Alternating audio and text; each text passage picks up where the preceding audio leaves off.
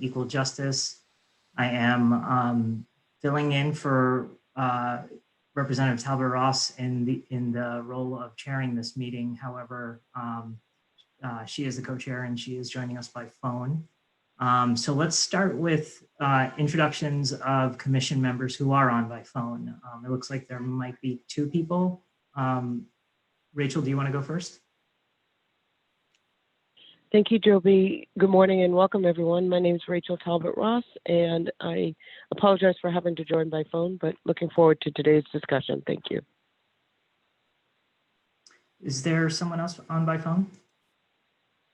That's me, Isaiah.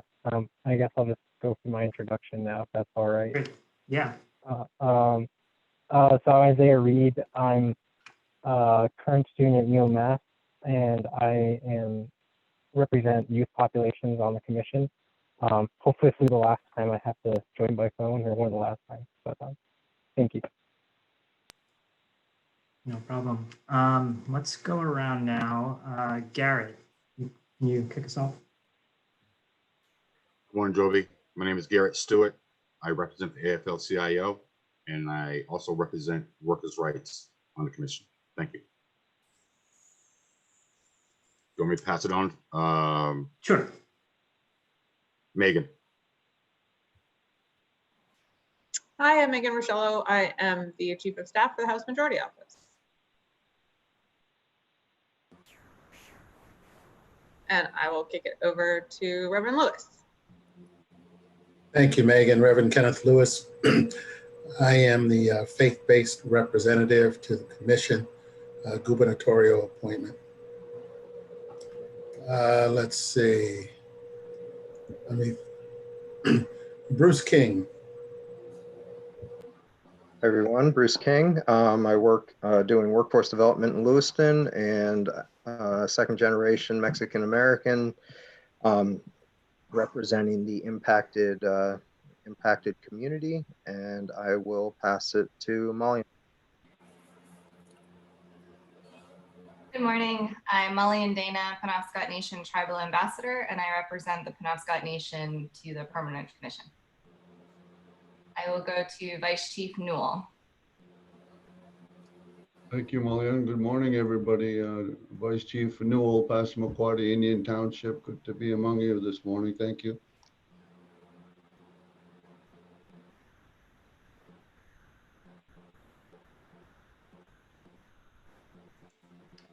James, do you want to go next? Sure. Hey everyone, my name is James Mile. I'm a policy analyst at the Maine Center for Economic Policy. I'm representing an organization with economic policy experience. And I will pass to Katie. Hi everyone, I'm Katie Walsh. I'm the Communications Director in the House Majority Office. I'll pass it to Representative Hickman.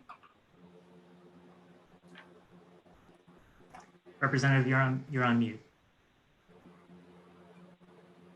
Good morning, everyone. I'm Craig Hickman. I represent Winthrop, Reedfield, and a part of North Monmouth in the House of Representatives, and I'm happy to be here today.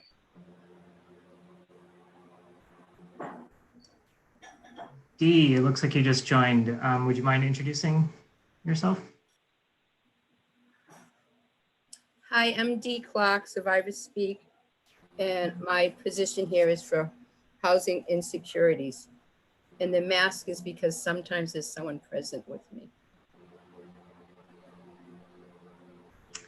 Are there any other commission members on the call that we've missed? Okay, it looks like Reggie. Yep. Reggie Parson, legislative aide and policy analyst in the Speaker's office. Great, and I think maybe Cheryl, you'd be last on the list unless I'm missing anyone. Yep, Cheryl Davis, Maine Department of Labor, State Workforce Board, and administrative support for this commission. Great. Thanks, everyone. So like I said, I'm filling in and was just trying to figure out what the agenda would be. And it turns out, I think just as an oversight, an agenda hadn't gone out in advance for this meeting as it usually does. that said, I was texting with Representative Talbot Ross, and the idea for this meeting, in addition to discussing reconsiderations of bills that are not on the list of bills that we have been going through, that we should use the time today to have an open discussion about the different categories and groupings that were put together for us by staff on Wednesday. And let's see, to make sure that all of the bills that are grouped, that we think they're grouped in the right way, and most importantly, starting to move some of those bills into our priority status. And I think it's my impression from our conversation so far is that we don't have a specific set number of bills that we're trying to get to, and therefore, I think, as I understand it, it could be possible that all bills that we still have on the list could end up in our final report, or we can decide we only want a subset of those bills or very few of those bills. So it's still pretty wide open what we can do with our final set of recommendations. But there was the idea of, regardless of which way we land on that we perhaps put some in a higher priority, maybe like a first tier or second tier. And then of course, there's the distinction between bills that we think should get passed in a special session versus the policies and ideas from bills that should be taken up by a future legislature. So with that, I guess I will ask, maybe before we get started, if staff has any updates that they think we should know about. And I'm not assuming you do, but just wanted to make that space. Yeah, I don't think any updates on timeline for communications since the last call, nor do I think there are many updates to the timeline of report writing, but I'll leave it to Megan to jump into. Yeah, I would say from our call on Wednesday, pretty much in the same posture in terms of still potential for special session, but nothing on the imminent horizon at the moment.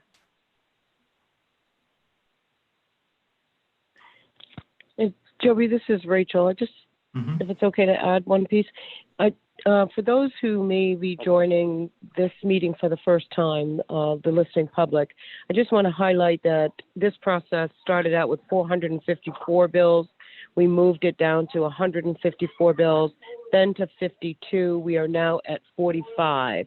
So this, for anyone who is listening in, we are now at 45 bills that we will move into priority status. And some probably will just come off the list entirely. So just that overview. Thank you.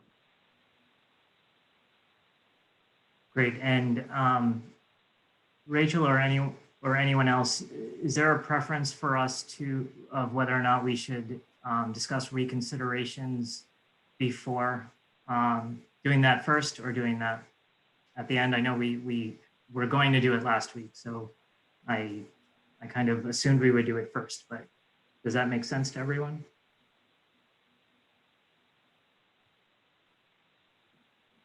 That makes sense to me. Just to add just start with the ones we wanted to bring back in. But either way, really. Great. So unless I'm hearing otherwise, I will. I think what I will do, unless someone else wants to do it more quickly, is pull up the list that Reggie shared that puts the remaining bills into categories. Apologize that I didn't do that earlier. And by my count, I believe there are 46 bills. At least that's what I had counted, but either way, it's 45 or 46. It is 46. I forgot to make a last change at the top. Sure, great. I'm sharing my screen now. Okay, so I guess I think just to try to structure this conversation, if someone has a bill that they would want to reconsider, if you can try to limit your remarks to about, keep it as short as you can, and at about 5 minutes, I'll ask us to move on to the next one, but hopefully it'll be much shorter than that. Not to say discussion around the reconsideration needs to be that short, but I'm talking about the initial sort of introduction. And I think it would be helpful if you could highlight which category on the spreadsheet that the bill would fit into, if it fits into any. So with that, I will open it up. Does anyone have any bills that they would want to reconsider?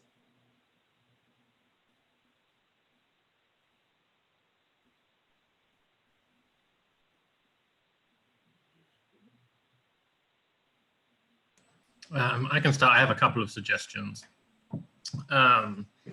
So one is LD9, I believe it's 1957. That's the one that would extend Maine Care postpartum coverage. So for women who have newly given birth, currently the state only provides 30 days of coverage under Maine Care for folks in that position. The original bill was going to extend it to 12 months of care, which I think would have been ideal, but the amended version is for just 6 months. But I think, you know, the reason why I'd like to reconsider having this as part of our thing is just because I think there's been a lot of attention nationally. There's less information in Maine, but I'm sure the dynamics are very similar. The women of color face a lot of health risks and consequences from giving birth, and so that applies both to like childbirth itself, but also postpartum care. Everything from sort of maternal mortality to postpartum depression. They're just, you know, women of color have worse outcomes, partly because they just have less access to health care and health insurance. And that, from my look at the data, although it's hard to get sort of exact data, that dynamic seems to be true in Maine, at least, that, you know, the low-income women who are new parents that this bill would help, who don't have insurance, are more likely to be women of color. And I think it's a relatively small fiscal note for that amount as well, but I think it would make a big difference for healthcare outcomes for that group.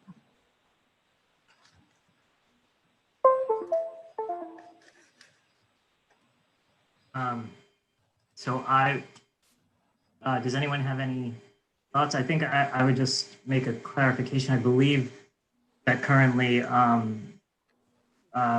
people get up to 66 months after the child is born of continued coverage. Does anyone have any questions or any, I guess as a process question, do we need to, is this informal? Is this just, unless anyone has any objections, we put it back on the list? Yes, I think that would be the best process, because all of these, let's put it back on the list within a category. And then as we go through the category, we can redebate them unless someone has an objection to it moving forward. No objection here. I just have one question that I think is relevant. James, do you happen to know if this would apply to immigrants who are not qualified for federal Medicaid? I don't think so. I think the way that it's structured and looking at the fiscal note is only for folks who currently qualify for Medicaid, and it just extends the period of postpartum eligibility. So. Okay, I don't want to get too wonky, but do you know if that also includes people for whom that's expanded through the CHIP reauthorization that included asylum seekers? Oh, I do not know the answer to that question, sorry. Okay, well then I will just move us on, and maybe I can try to find the answer to that. I'll add that to the list right now, unless anyone has any other thoughts or comments? Okay, I'm going to do that. And while I do that, please, anyone else, or James, I think you said you had other ones? Yeah, I mean, the only other one that I was going to make a pitch for was, I'm not sure exactly which bucket this will fit in, but I think it's still important, is LD 420, which is the act to amend the exclusion in the estate tax. So this basically rolls back the estate tax levels so that to a little bit, well, not exactly all the way, but it rolls them back partially to sort of where they were before they were expanded under the LePage years. So this basically means that wealthier Mainers who are inheriting money are more likely, have to pay more of that in the inheritance tax. It would go from currently it's set at anyone over $5.6 million in their estate doesn't pay any tax at all. This would lower that to $2 million. There's an amendment that isn't printed up yet, but would be expected to make some very minor changes. So they would give exemptions for farmland and farm equipment, logging equipment and fishing equipment, I think. Those aren't expected to make a big impact on the bill, but they're sort of helping to assuage some people's concerns. The reason that I think this is important to think about including is a couple of things. One is it's, one of the few revenue bills that is around right now. And I think there's a case to be made that if we put together a package, it would be important to include, if we put together a package that has some bills that have obviously fiscal notes and expenses attached to them, I think we can make a stronger case if we can say, and here's a way that we can pay for some of those. I can double check exactly how much we expect it to raise. I think in the second year, we expect it might be as much as $17 million a year. So it's, a decent amount of money. But the other part is that it's also, the estate tax is one of the tools for helping to tackle sort of intergenerational inequality in wealth. And, I think we're probably all aware that there's a substantial racial wealth gap where white families predominate among the families that have the most wealth in this country. We don't have state level information on that, but I'm pretty positive that the same dynamic is at play in Maine. So I think you would have, especially if we paired the estate tax bill with the other recommendations we're making, it would have the effect of, increasing the amount of money that rich white families are, paying in the estate tax, and then diverting that money to helping to close the racial wealth gap at the other end by lifting up people of color. So I think that could be a really powerful combination. So that's kind of my pitch for that. Could I just ask a question on that? My question there is really about direct impact based on the filters that we were using. I have a general concern that we're doing a lot of linking based on limited data. And what I don't want to have happen is that the commission is perceived as overreaching based on a policy construct without the data to support our recommendations. And that goes to just about anything that we're talking about here. And so I just want to offer that as a general concern. And I keep going back to data that drives our decision and our recommendations. I'm not sure how that translates or transfers buying power or wealth or opportunity. Clearly, it's about taxation fairness, but that's just a general concern I have that I wanted to offer. That first time out, do we want to make what some might perceive as an overreach, or say very, very focused on those direct impact opportunities?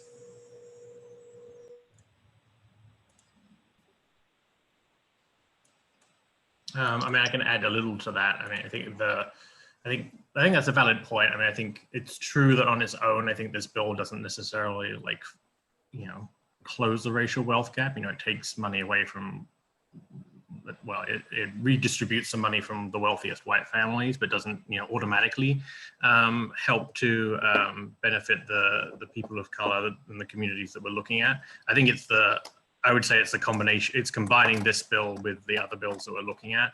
And I think that gives it its strength because it's one of the most racially progressive taxes we could have. I think nationally I would have to look at it. But anyway, nationally, we know that overwhelmingly the number of families that pay the estate tax are white, much larger than their share of the population. And I'm sure that's true in Maine, maybe even more skewed, given what we know about rates of poverty among communities of color in Maine. So I would suspect way north of sort of 95% of the families that would be liable to pay anything under this tax increase would be white families. So I think just my pitch for the strength of including this bill is the combination of it with the other bills. And, you know, I think the challenge for us is if we include and recommend bills that have, you know, for example, some of the ones around healthcare that have substantial costs attached to them without a revenue piece attached, you know, we can undermine the progress of those bills by, you know, if they get funded, for example, by having some sort of regressive tax like a sales tax, or, you know, increasing other taxes that hurt, you know, more likely to hurt people of color, then I think that's also potentially a problem. So I do think it's, you know, worth considering from both sides of the ledger. Thank you, James. Does anyone else have any? Go ahead, Isaiah. I just want to add another thing. And I also feel a little like on the fence about this one, as far as I do like the idea of, you know, wealth redistribution. But yeah, as we just talked about, like not knowing where that money is necessarily going. Is there any way that when we write this report, that we could mention something like that, like find a way to put that in there, that like this bill was intended, like this is how we thought about it? Because I do think it's important to talk about how, like, with this like political climate, or any political climate, really, but like how we're gonna pay for all these expensive programs, but they're good programs to have. Thank you, Isaiah. I actually think that that's a really good idea, because I think part of the strength of this bill, in addition to raising revenue, which is needed, are some of the messages around it. One message being, we need to raise revenue. There are needs.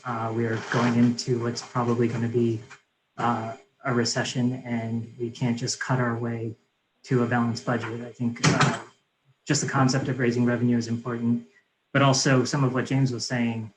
I believe it was Thomas Piketty's famous book on capitalism said that his research showed that in the United States, I think it's about a third, and I would look now, but when I go to a different window, it seems to take away my screen sharing. But I think about a third of the income inequality, the wealth gap, by the racial wealth gap in the United States, is attributed to inherited wealth transfer. And the estate tax is directly trying to address inherited wealth transfer. So I would be in support of including this bill, and if it were to be in our final list, to include language similar to what Isaiah was suggesting. Yeah, I think that doing that, I'd be very happy, because while I'm worried about putting forward bills that may not be as direct as they could be, I think that I don't want to wait for those bills that come along. Like, we have to use what we have at this moment and then talk about how we can make it better, I guess, even if it's not in the current status of the bill, I guess, or language of the bill. That's just my opinion. Any other thoughts? Reverend Lewis, are you okay if we add it on to our list for now? Yeah, I don't have a problem with adding. You know, I was an advocate for kind of shrinking the list, and it looks like the list is getting bigger. I just want us to have some impact. That's all, and that's what might be my general concern. That when we produce our first report or first set of recommendations, that is as finely tuned as we can, that has the greatest impact that we can. We have a long process to go through, so that's kind of where I'm coming from, but I have no problem keeping it on the list. It's totally understandable. James, do you think it fits into one of these categories, or would it need one of its own? Looks like we don't have one focused on wealth specifically. Yeah, I was struggling to think of it as a bucket of it. I mean, maybe it needs to go on its own. I, for what it's worth, I totally agree with the idea of including it in the context of like this, you know, to have a real impact, it needs to be paired with some of the spending priorities that we have. Joby, this is Rachel. Mhm. I would hope that we could create a category on the wealth wages or wealth standalone, doesn't matter, but something around wealth wages. Great. I just created wealth and income. Yeah, that's perfect. Thanks. And I'll throw it in there. Any other reconsiderations? And I do have one, but while I'm typing, if anyone else has one, please jump.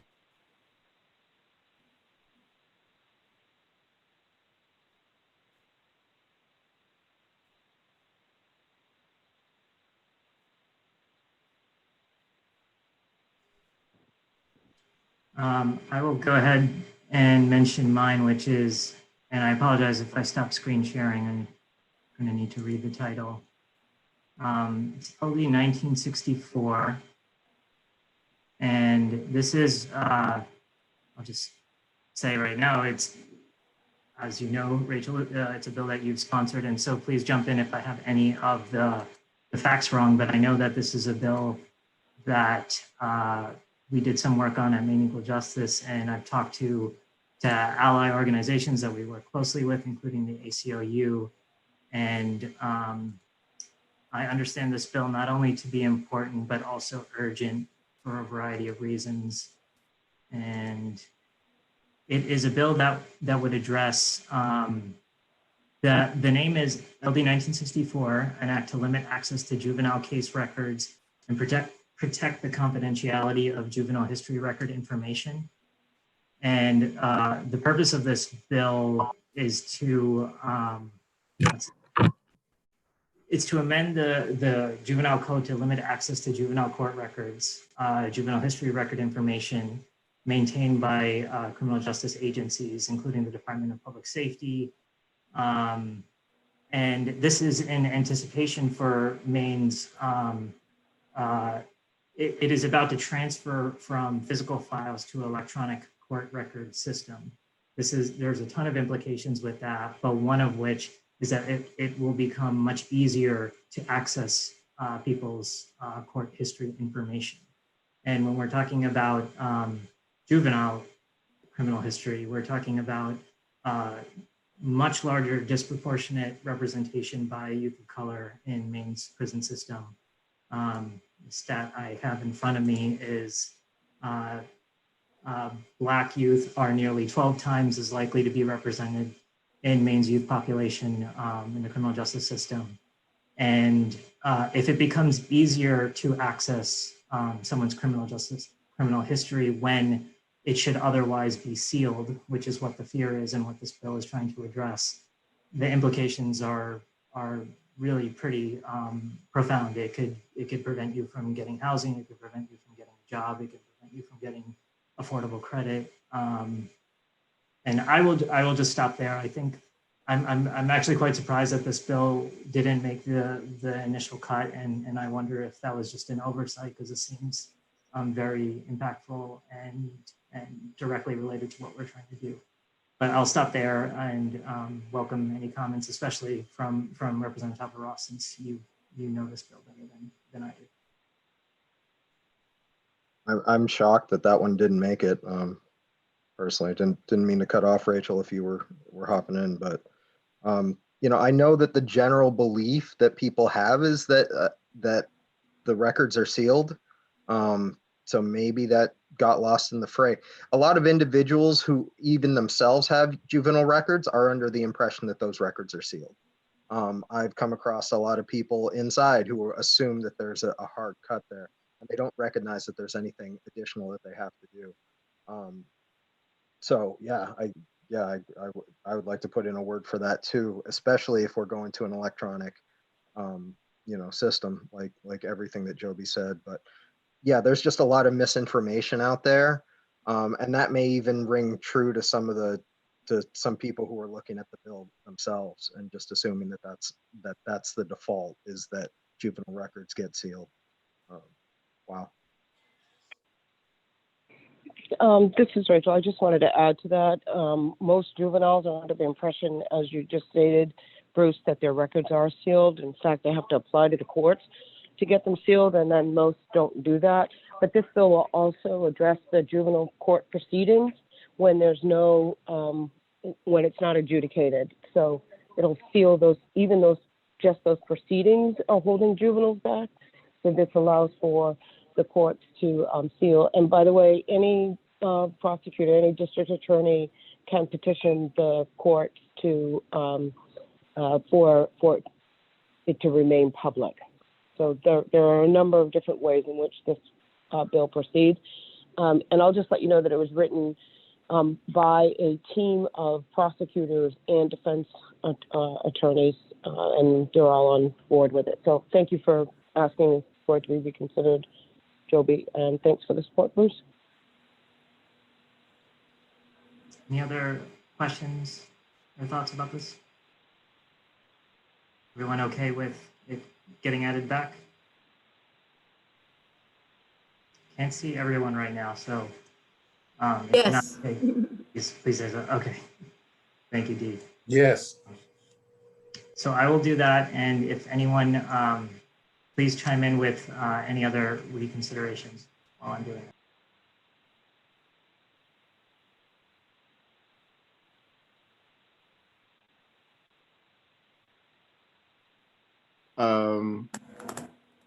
Joby, this is Craig.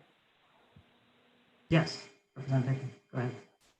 And I am going to ask for leave of the commission to recommend a reconsideration and a re-tiering of a bill that I see in front of me.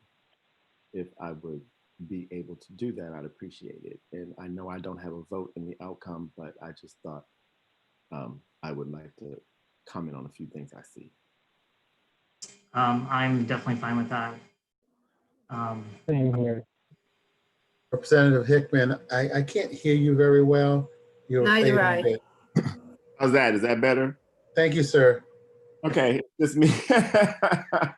I'll just focus on the computer now that I'm sitting down. I was a little too distant, I believe. I'm trying to gather my thoughts. I'll do the easier one first because I know the most about it while I figure out what else to do.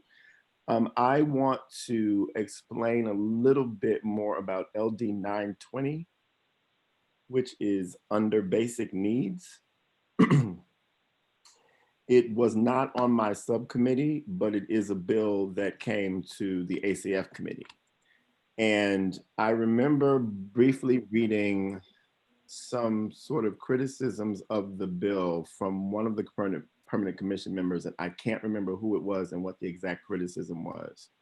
And so if someone remembers their sort of reticence about this bill, can you please on that so I can make sure I'm not responding to something I dreamt, but something that I actually read. So I can't find what I read about it in front of me. It's LD 1920. It's an act to establish the fund to support local fruits and vegetables purchasing. Representative, I might have been the one that posted Okay. the slight criticism of it. I mean, I think like my concern around it, if I remember rightly, was, I guess, well, one was I wasn't, and I think you may be able to shed some light on some of this too, which is great. I wasn't sure sort of like the extent of the impact, because I think it's down to $250,000 a year, which seemed like a relatively small amount. And then my other concern was just whether there was targeting for the bill and whether it was targeted enough to affect communities of color in the state. So the bill could get the $250,000 from the state, and that will be matched by a program at the federal government.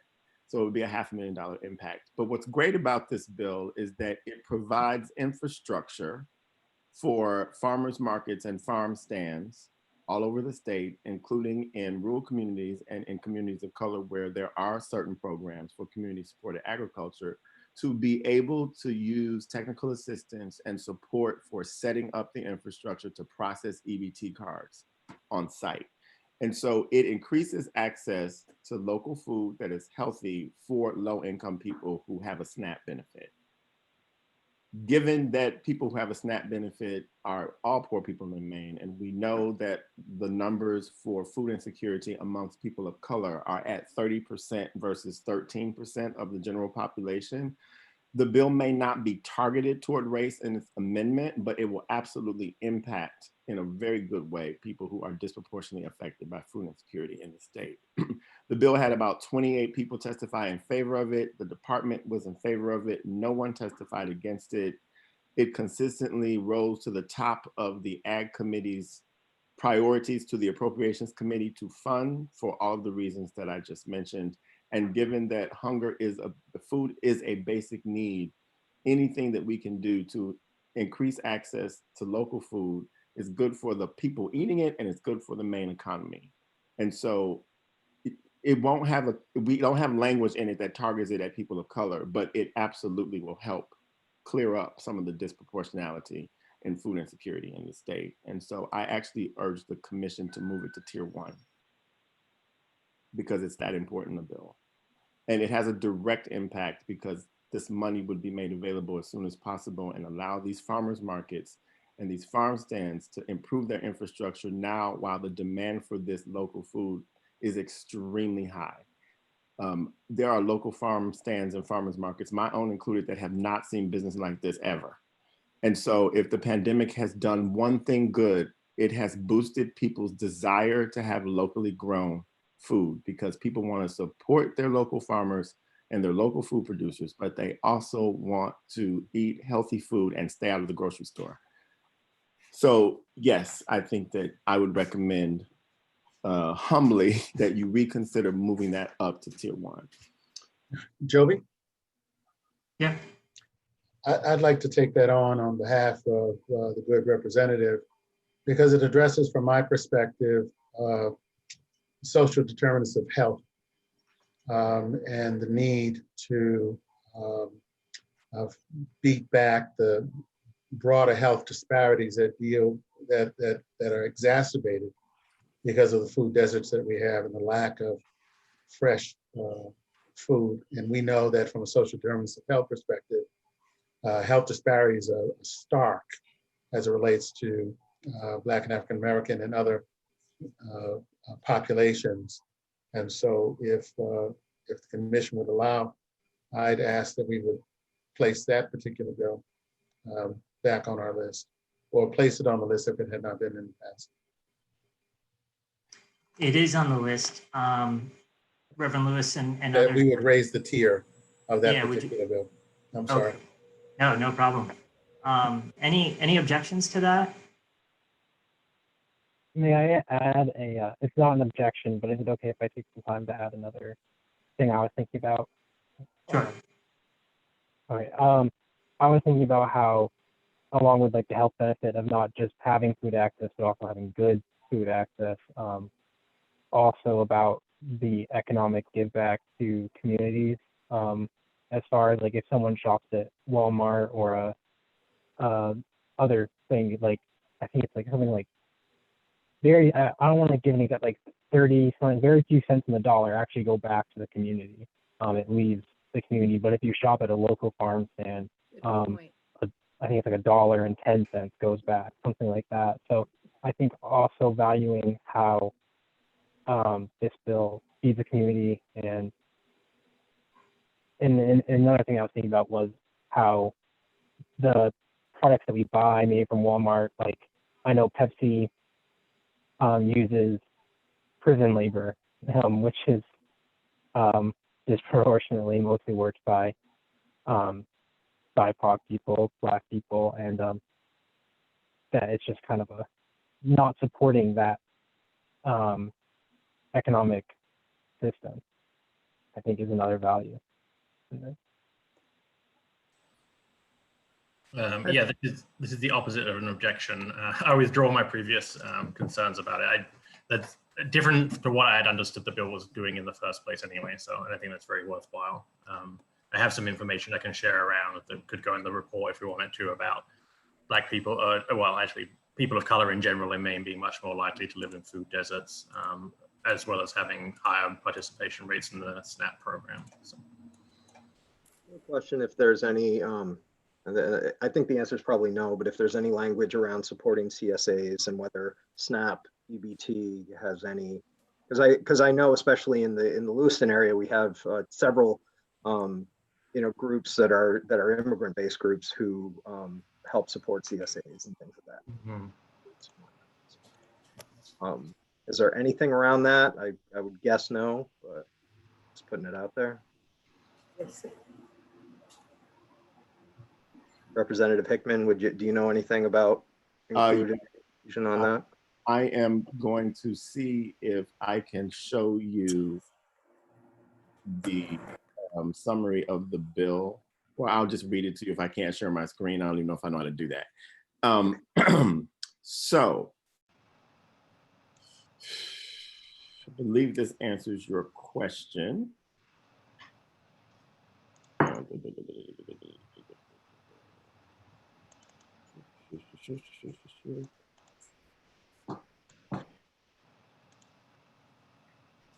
So this bill requires that the department write rules.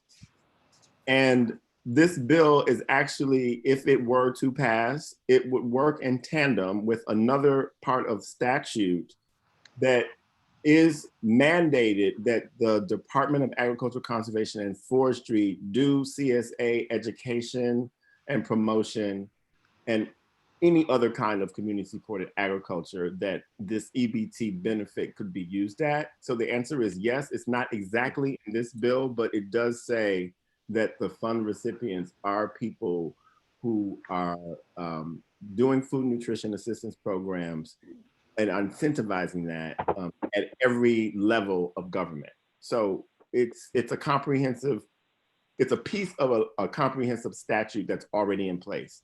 So this would just augment that. So you won't see the language in the amendment about CSAs, but I can refer you to the statute or the part of law where we actually have prioritized that. That's wonderful, because I know that that's, especially with the older generation, less with the youth, they're not really taking on those roles, but it is a, it is a source of income and empowerment for that particular community. Their, their CSA and also whatever they bring to market as well. Yes, that's exactly what we've been working on for about 8 years, and we're getting there. I believe, yes, I can't think of the bill number, but we have an institutional, we have a local foods procurement mandate and statute. And as a part of that statute, we have to promote community supported agriculture in communities. All right, so I am going to note that we're changing this to tier 1. And I wonder if there are any other reconsiderations. And my second reconsideration request, which was a part of our. Joby, shouldn't it be a motion? I mean, we need to do this official. There has to be. So actually, we just been. Garrett, we said earlier in the meeting that the changes that we're making at this stage are just there. We're not getting to the point where we're going to start making final decisions on priorities. Okay. So I assume that this is along that same vein. Okay. Is that all right? Yep. All right. Representative Hickman, you were gonna bring another bill? Yes, thank you. It would be LD 1961, which is an act to, I can't think of the title of it. Where is it? An act to establish the Trust for a Healthy Maine. This was in front of our subcommittee. We gave it a conversation, but we didn't recommend it moving forward, I don't believe, because the final amendment to the bill that was being worked on in the HHS committee had not been adopted or finally drafted. And from what I understand of this amendment, if I go to the summary, what jumps out at me from the bill summary is it absolutely is changing the structure of the Fund for Healthy Maine the Healthy Maine Trust and the Healthy Maine Trust Fund in order to include membership on its board that has expertise in systemic racism and structural inequities and who is currently serving on this commission. And it makes it clear and it defines systemic racism. This is, to me, the kind of approach to changing a piece of infrastructure that could better serve to reduce disparities between people of color and the general population. And I know that there's a little bit of controversy, well, controversy is probably not the right word, but I know that there's some reticence about the comprehensive nature of this bill. And, but I do think that the Permanent Commission should consider adding this to the list. And since it is Representative Rachel Talbot Ross's bill, if she is listening in, I certainly would hope she would explain better than I just did about why this amendment to this bill is really important to consider. Could you please repeat the LD number? This is 1961. LD 1961, yes. This is Reverend Lewis. I'd like to address this one if I could. Sure, but did, since Representative Hickman referenced Rachel, did you want to say something very quickly? Yeah, I just wanted to say thank you, Representative Hickman, for asking for the bill to be reconsidered, because the amendment is actually a model for how I hope that the 130th will start to look at bills. And that is in three different areas. One is there's a specific set aside, a specific investment amount of money that will be invested in the communities of color, in the BIPOC communities. So direct investment. The second is partnerships. And the third is inclusion in the decision-making table. So while Representative Hickman is absolutely correct that HHS had a split vote on this, and setting up the trust is absolutely debatable. What's not debatable is the model that the amendment sets in addressing structural inequities based on race and tribal affiliation. Thank you. Reverend Lewis, please. Thank you, Representative Talbot Ross. Thank you for that statement that you made. My big concern is with the bill sans amendment, without the amendment. The structure of a trust for master settlement agreement monies has failed dismally across the country. And there's no data to support taking master settlement agreement monies, taking it out of the responsibility of the legislature and placing it someplace else for another group to administer it and manage it. I'm very, very familiar with this bill, its creation, its process, the debates associated with it. And while the amendment does great things from a structural perspective, I think that amendment could apply to lots of different things that have a much better likelihood of having impact.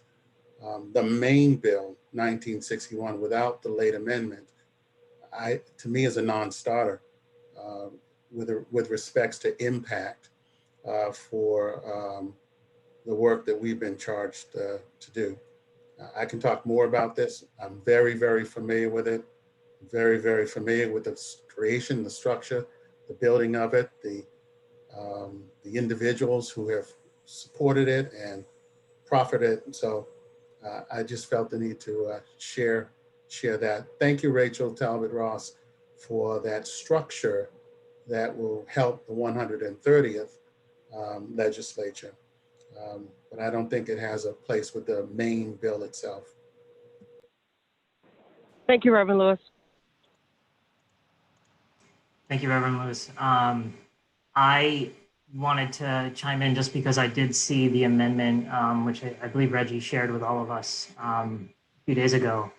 And I agree, I think the thinking behind that amendment and the structure behind it is what we should see in lots of different areas of government. So I think I think the fact that we have it attached to this bill right now, I mean, for what it's worth, I don't know as much about the trust structure as Reverend Lewis. However, it does appear to be trying to address a very important problem, which is that money that is that should be going towards public health hasn't been, and I think the idea behind the bill is to try to resolve that.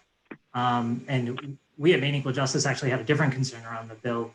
We wanted to just, if we were to support the bill overall, and admittedly with this amendment, we're much more excited about it.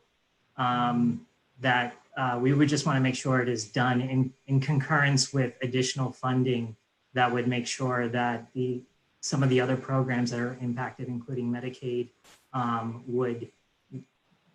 Medicaid along with the public health programs that this bill is trying to address, all get the funding that they need. And so I wonder if, because there seems to be a lot of support for the ideas behind the amendment, if this bill maybe could fit in sort of the section of the report that we've been thinking of that would highlight different ideas from different bills that we want to highlight and put forward for the next legislature. That would be my recommendation at this point, but I welcome any other thoughts. So Joby, I would be very comfortable with taking the approach in the amendment and articulating that in any report about the kinds of ways in which legislation can optimize the reduction of disparities and things of that sort. I wouldn't cite this particular bill. I like the amendment language more than I like the bill. And so I have some concerns because there's a $30 million hole in Medicaid from this particular bill. There's a fiscal cliff associated with the Fund for Healthy Maine that has to be dealt with in the next biennial on this particular bill, and it's not addressed. And so I would have grave concerns, but I really like the language. And if we could take the language in the amendment and somehow use it as instructive to the legislative process, I would raise two hands on that particular one to say, yes, let's do that. Thank you. Thank you. Does anyone have any more thoughts? And Representatives Talbot Ross and Hickman, do either of you have thoughts given what Reverend Lewis just suggested? I'm fine with that. I differ in my opinion about the bill, but I'm fine with we're going to move this forward and then we'll continue to think about it. Is that right?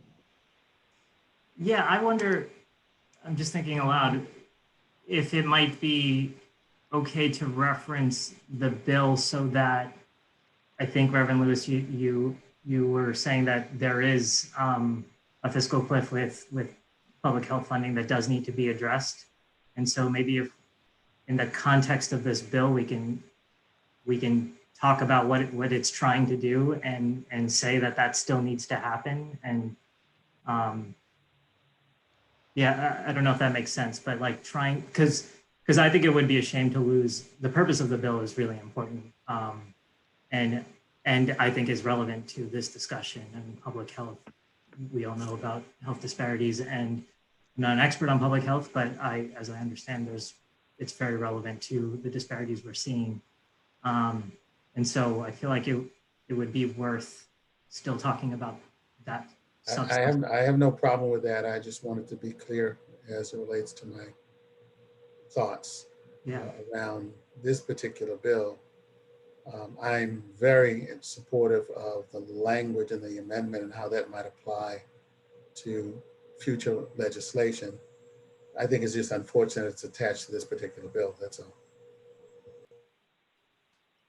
I think unless anyone else has any other thoughts or comments, I think the report drafting committee, subcommittee of which I'm a part, will, we'll do our best with these issues that aren't clear to present sort of language and ideas, and you will have time to look at them. And on this one in particular, maybe there'll be an opportunity, depending on the timing, to share it with Representative Talbot Ross and Reverend Lewis beforehand, so that maybe we can try to get it to a good place before we have a final draft. Does that sound okay as a way to move forward? It sounds okay to me, Joby. This is Rachel. I would just add Representative Hickman to that. Yes. As he brought it forward. Thank you. Yeah. And thank you for considering that. I'm fine with however you proceed forward. Great. So for now, I will add it back with a couple of asterisks that will refer to the notes of this meeting, and I jotted down some notes of my own. Any other reconsiderations? I acknowledge we're 2/3 of the meeting now is passed, but just wanted to make sure there weren't any other ones.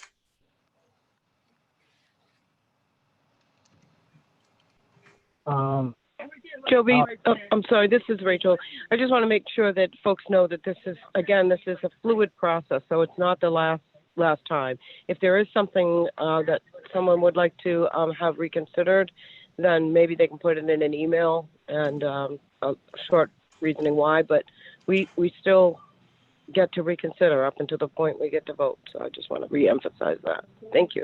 Okay, that's a helpful clarification. Then I would suggest we move on unless someone, yeah, actually I'm going to suggest we move on. I apologize if I'm cutting someone off, but I think we have the opportunity to email the group if there are any other reconsiderations. We do only have a half hour left today, and I think it's probably good that we start talking about prioritization. I have to admit, I think in my moving around of windows, I lost all video, so I can't see anyone. So if anyone's reacting in any way, I apologize that I cannot react to that. So if you do have anything to say, please chime in with your audio. With that, sorry, Rachel, I'm going to go to you first because I'm wondering if you have any suggestions on how to proceed with the next step. I'll say what my idea is off the top of my head, which is to take it section by section and maybe look at the list of bills in each section and invite people to chime in with the ones they think are the most important and maybe ones that we should prioritize.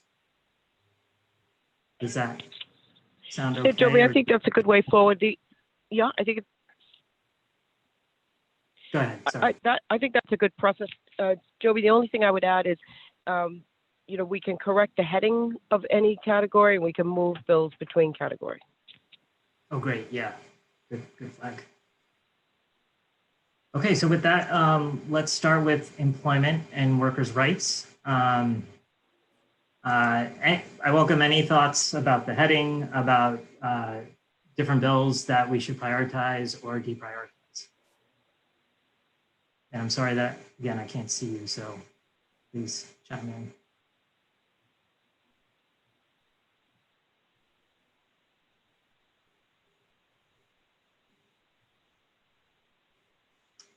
Are we looking at bills to remove? No, we're actually, that's a possibility, but we're looking at these. If you can see my cursor. Oh, some of you are on the phone, so I should at least read bill titles. 399 through 2109. Yeah, so this employment and workers' rights has a handful of bills. Actually, I don't think I should read through all of them. I should do this. If I could, Joby, I just want to mention, based on the conversation on Wednesday and you all indicating that you'd like to see these grouped, this was my really best shot at doing that on your behalf. The categories largely came from a conversation that Joby and Garrett had on one of our report writing subcommittee meetings. So that's where the current titles came from. But I think definitely important to take a moment here and have you all look at those categories and let us know if you think there are any that are missing that should be added, or any of these categories names that should be changed. And then maybe from there we can discuss, okay, then within them, have the right bills been placed within those categories? Thank you, Katie. And I guess I would add to that, do the tiers look right as well? So Joby, Reverend Lewis here. Yeah. When I take a look at 399 and 428, they are both about wage parity for direct care workers, I believe. And oftentimes direct care workers are people of color, relatively lower income. And I guess my question would be is, should 399 and 428 both be tier 1? We're talking about wage parity. Would you say the same is true for 428? Looks like, is 428 one of the bills you just named? Yep. But these are both ought not to pass, but they both address, wage parity. 428, I believe, is making a distinction between adult and child protection. I'm assuming that one of those folks get paid less. Not quite sure why, but one is a tier 1, one is a tier 2, and one is aligned direct care workers with. I'm reading your screen, so I'm not pulling up my own. I think 399 have a lot of people of color. That kind of personal care work. A lot of the folks that do that work are people of color. I don't think there are that many people of color doing child protective case management or casework. But I do know that the first frontline service people get very, very little money. Yeah, and so I think my point was, if we're talking about wage parity, it's kind of hard to show one as a 1 and one as a 2. I don't know. Although, if it is about trying to address racial disparities, I'm no expert in either of these fields, but what you said, Reverend Lewis, about direct care workers and what Dee also said is my understanding, that there are a lot who are people of color in Maine. As far as hey, Joby. Staff, yep. I'm so sorry. Sure. Please finish your thought. Oh, just that LD 428 seems to be about DHHS staff, and it is about wage parity, but I'm just not aware if there's a larger share of staff at DHHS caseworkers that are people of color, and that's just I'm admitting my ignorance there.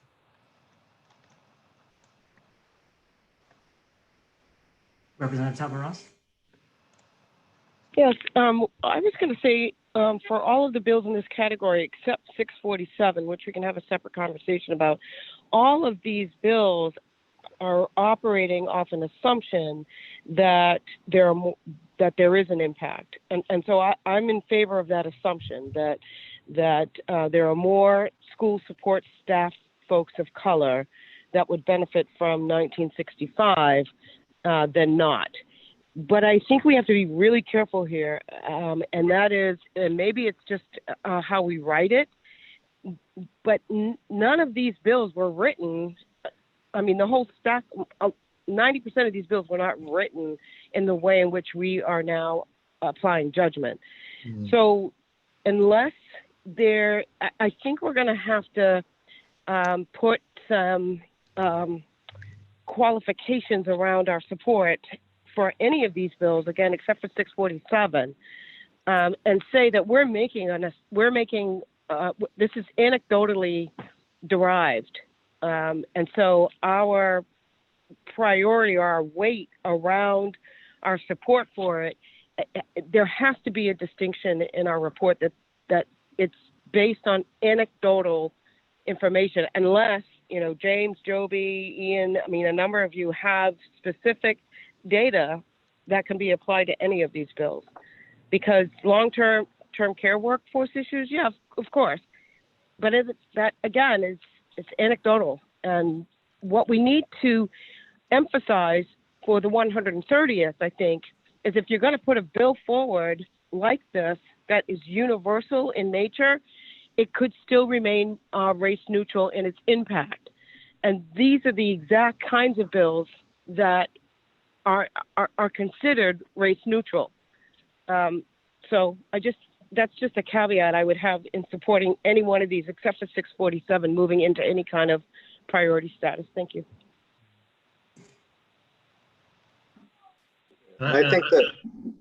I think we should bring that forward with our strategic plan. It really is going to be, we have pre and we have post COVID and BLM. And so we have different considerations that we're going to put forth. So this might be a consideration that when we're looking at these bills, we think about, okay, this is a good one to put forth. Maybe this is a good one to hold back because next round we can be a little bit more explicit about our mandate. Just some thoughts around it. So, and maybe a way to whittle down some of the ones that are a little bit more dubious in their impact.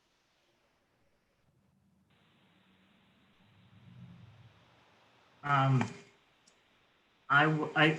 jotted some notes about all of that. I do wonder about, is everyone in agreement with Reverend Lewis's specific request to change 421 to tier 1? Because my understanding is that we're still trying to identify ones that we want to prioritize in each category, but feel free to disagree or correct me if I'm wrong. I agree, based on his point, why, yes. Rather it stays or goes, but yeah, it should be. You take money out of there? Come on. That's what I'm saying. Where did all this food come? But they didn't buy food. They just Representative Hickman, would you mind going on mute? Look at it. So I am changing this to tier 1. And any other thoughts about this bucket? So right now we have 3 bills that are identified as tier 1. First was 399, which is the direct care workers that we talked about. The third bill is LD 900, an act to expand the rights of public employees under Maine labor laws. Does that feel right to folks, those 3?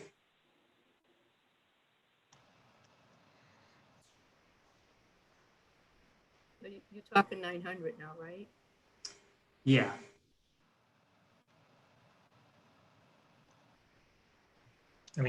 To me, given that 647 is one of the few, I feel like 647 could be a higher priority. I don't know how much we want to get into like changing the tiers right now. But that feels like it could be a higher priority for us than it made it through the early stage. And James, I'm assuming that's because it actually is a bill intended and targeted. Right, exactly. Yeah. Obviously, it doesn't get to all BIPOC communities, but it is targeted at a particular subset. What do folks think about changing 647's tier?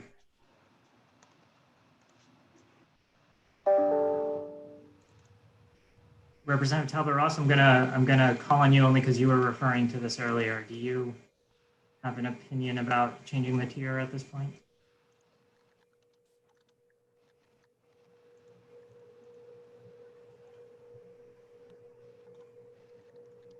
I'm here. I just had to get out of where I was. I'm sorry. Sure. No. I think on the spot. Yeah, I think 647 is just real obvious to me.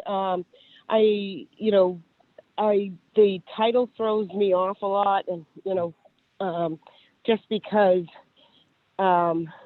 I think really this is a $1.5 million bill. I think I can't remember what the price tag was, but it's to do some workforce development and education for a resettled immigrant population, not just any new state resident, because we have folks who move here all the time, in-country migration. So this is new state residents when really it's talking about immigrants. And so I think I definitely think it's a tier 1 bill for us. It's just a little off in its title, but it's trying to move in the right direction. I think the only other piece to this is that it's building the capacity in Portland and Lewiston. I'm not sure, I can't remember if it also targets any other municipalities that have a defined immigrant population. But I think it's limited to Lewiston and Portland, and it goes through the adult education system. So these are welcome centers that are kind of fully, they're very comprehensive in doing workforce and education development. So I think it's a tier 1, and I think it's probably one of the only bills that we have that is population defined, as opposed to looking at it through a disparity. So this is for me, this is one of those asset building bills as opposed to anything else. So I look at it as tier 1. Thank you. Sure. Thank you. And my recollection of this bill, at least the original form, there was definitely the intention to, beyond Lewiston and Portland, to offer funding for pilot projects so that different parts of the state could figure out what this programming should look like for that part of the state, because it will look different in Millbridge than it will in Portland. So the bill was trying to maintain that kind of flexibility and serve people in around the state. So I guess I don't want to belabor this. I would support that, moving it to a tier 1. Great. Anyone else? I support it as well, unless anyone has any. This is Isaiah. May I chime in real quick? Yes. If we, since I view that should be a tier 1 as well, because it's one of the 2 bills that is direct. I feel like we should maybe make bills that aren't as direct, like show a difference between a bill that's direct and one that's like our anecdotal supported bills, like the wage ones. Would that be then moved to tier 2 if we make this one tier 1? So I feel like there should be some difference between those 2. Does that make sense? Sorry if I explained that poorly. I think I understood that. I think what Isaiah is saying is, because this bill is perhaps the only one in this section that is targeted to a community of color, but this one be tier 1 versus the others. Is that right? Yeah. I'm just saying that to make all of those tier 1, I think detracts from the actual bills that are directly associated. We need to make that clear, that we are really prioritizing the bills that make the most direct and immediate difference. I think that's a really good question, and a good flag. I tend to agree with that. I wonder, does anyone have any concerns about that? I have no concerns. I think it's a really good filter. Tier 2 is not bad, right? And so I think making a further distinction between those bills that have a direct impact that we can clearly articulate versus those maybe anecdotal may be a really good segmentation.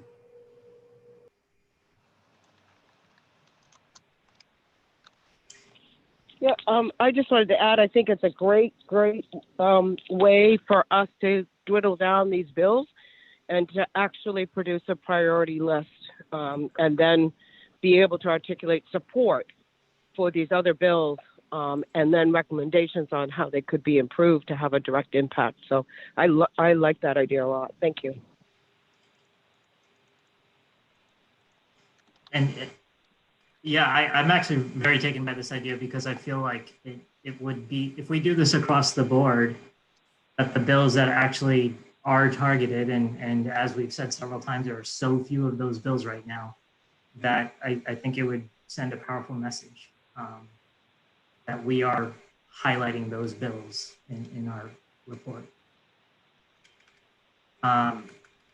So I'm going to go ahead and change the rest of them to tier 2. Others, feel free to chime in. And I know we're almost at time. We have about 12 minutes left. We're clearly not going to get through everything in 12 minutes. And so I'm wondering if we should pause after this and talk about the rest of the timeline and what folks feel like we should try to accomplish on our next call. And I'll start because I know the timeline has been kind of open-ended since we went past the August 5th deadline. And I think it would be advantageous if we make a goal perhaps to finish prioritizing at our next meeting if possible, or in our next 2 meetings. But I'm really not sure if that's possible. So I just want to throw that question out there and see what others think.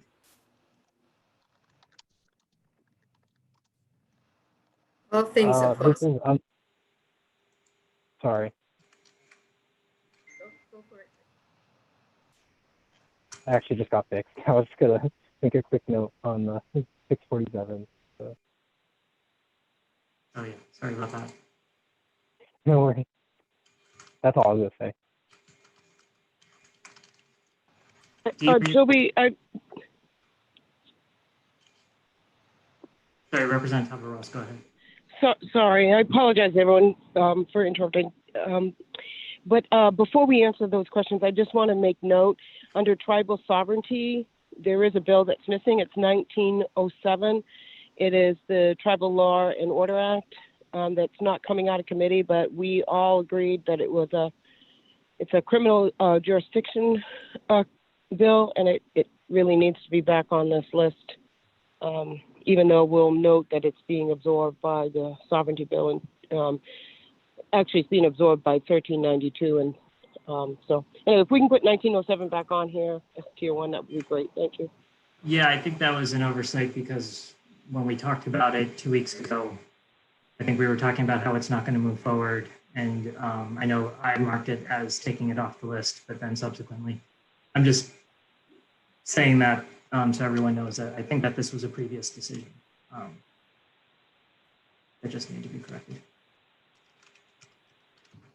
Also on those tribal bills, I think we have a little more to report after the work sessions last week. So I can probably send a detailed email to everybody with the vote counts and everything, but we would probably want to make 1392 and 2118 tier 1s, I would think, because we've taken provisions from 2094 while leaving them still in 2094 and added them to these other 2 bills, just kind of strategically. So I think both of those should probably be tier 1. That would make more sense. Yeah, absolutely, Ambassador Dana. And the other thing I'll add is we'll correct the notes, because 1392 and 2118 are different bills than what their titles suggest right now. Thank you. Yeah, I can send a long email with all the details and things, but yeah, thank you.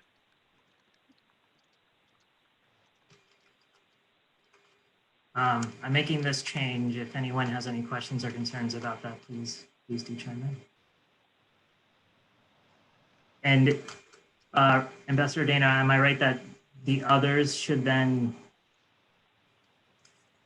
be changed to like tier 2, or should we hold off on that now? Because it seems like odd to change 2094 to not tier 1 when I know that it was such a big thing. Yeah, so the bills still in play right now are 1392, 2094, and 2118.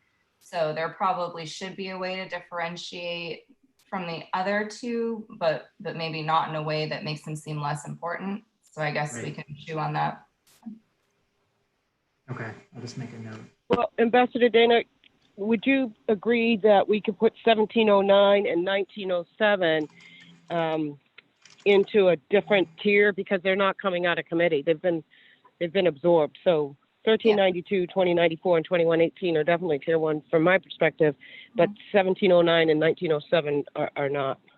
Yeah, I would agree with that. Okay, thanks. Only based on their status in committee, not on their worthiness. I'm going to ask a process question, which is just to Garrett's point earlier. We are making changes, we're not voting on them. And so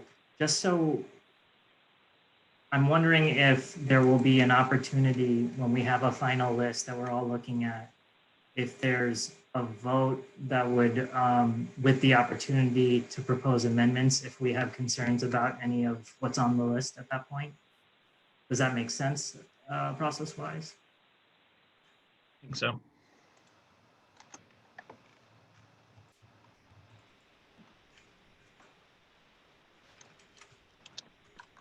Okay, we could revisit that, but I will, I hope that'll be in the notes and we can reference that next, at our next meeting. Yeah, in our remaining 5 minutes, thank you, Ambassador Dana. We just got through a whole other section. I wonder about, and I'm looking towards staff and Representative Talbot Ross, but anyone else who has thoughts. If the legislature goes back into session, my understanding is that it might be as early as next week, and it's Friday, so we're not going to have a final list ready on Monday. So are there any thoughts about what we should try to do at our next meeting, which right now, as I understand, is scheduled for Wednesday? I know that some report writing can happen in the meantime. Like as Katie said last time, we could set up the report so that final decisions we're able to plug them in. But I wonder, is it realistic to think that we can get through at least these buckets at our next meeting, which would allow us to then start finalizing the report and get a draft to you as soon as we can? I would note, Joby, on the going to session note, we will definitely not be in session next week. They have indicated that at any point, once a decision is made to come back, it'll be 10 to 14 days from when that announcement is made, and that announcement has not been made. So you certainly have next 2 meetings. That's very helpful. Thank you. And Joby, this is Rachel. The only thing I would ask of commissioners is, now that we do have some time, and that is, if we start at healthcare for our next meeting, if you could study all of these categories and just really be prepared to talk about, their value, tier 1 or tier 2, because I think that's the only 2 tiers we're talking about at this point. Otherwise, I think the bill comes off the list. But just really give this spreadsheet another couple of looks before our next meeting so we can move a little bit quicker through the discussion. And if you want to place a asterisk next to it for whatever reason, just come clean right at the beginning of the discussion on a bill. And I think we'd be able to get through it a little bit faster. Not that that's not a correction. We've done it exactly the way we're supposed to do it. But if we could study up on some of these bills a little bit more before our next discussion, I think it might be helpful. That's just a suggestion. Thank you. This is Isaiah. May I offer another suggestion on expediting, like, Yes, please. the process? I think we've already like done this to some extent, but I just, if no one says anything, I think we can just think that that's unanimous agreement. And then only objections, but I think that would make it go. I mean, we've already kind of done that, but I think just more quickly, be like, do we all agree with this? And if in like 5 seconds no one says anything, we can just move on. I'm fine with that. For the vast majority of this, I do wonder if we want to take a formal vote at some point, but I think that makes a lot of sense. Yeah, I don't mean to speak for everybody. I was just.